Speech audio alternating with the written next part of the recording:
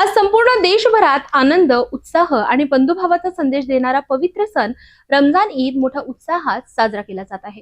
आपल्या शहरातही ईदच्या निमित्ताने विशेष वातावरण पाहायला मिळाले। हजारो मुस्लिम बांधवांनी एकत्र येत सामूहिक नमाज अदा केली। शनिवारी सकाळपासूनच शहरात ईदचा उत्साह ओसंडून वाहताना दिसत होता। मुस्लिम समाजातील नागरिक नव्या आणि आकर्षक पोशाखात सजून नमाज पठणासाठी मोठ्या संख्येने घराबाहेर पडले। मोहम्मदपुरा येथील ईदगाह मैदानावर हजारो मुस्लिम बांधव एकत्र जमले। अत्यंत शांततेत आणि शिस्तबद्ध पद्धतीने सामूहिक नमाज अदा करण्यात आली। यावेळी सर्वांनी देशाच्या सुख समृद्धीसाठी, शांततेसाठी आणि बंधुभाव वृद्धिंगत होण्यासाठी परमेश्वराकडे प्रार्थना केली।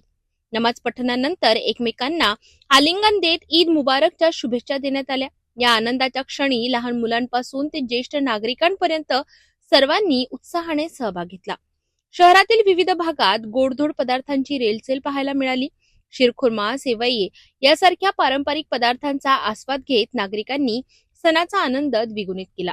यावेळी सामाजिक ऐक्य आणि बंधुभावाचे सुंदर चित्रही पाहायला मिळाले। विविध धर्मीय नागरिकांनी एकमेकांना शुभेच्छा देत एकतेचा संदेश दिला।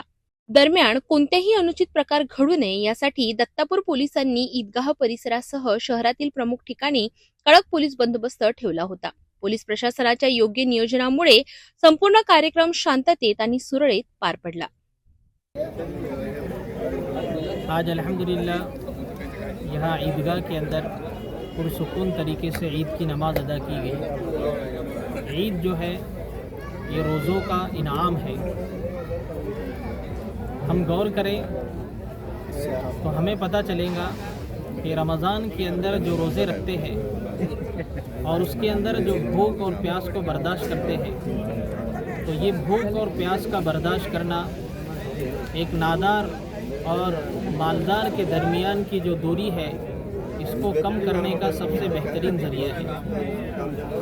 ईद के मौके पर हमें ये सबक दिया जाता है कि हम प्यार का और मोहब्बत का और आपसी भाईचारे का हम जो है एक दर्स दे, एक सबक दे, ताकि हमारे पूरे मुल्क के अंदर और पूरी दुनिया के अंदर अमन व अमान कायम रहे और हम इसी तरह जो है एक दूसरे की खुशियों के अंदर जो है शामिल रहे और हमारा आपसी भाईचारा और हमदर्दी और मोहब्बत हमेशा के लिए कायम और दायम रहे। एकूणच रमजान ईद हा सण शहरात धार्मिक उत्साह, सामाजिक एकात्मता आणि आनंदाच्या वातावरणात मोठ्या उत्साहात साजरा करण्यात आला।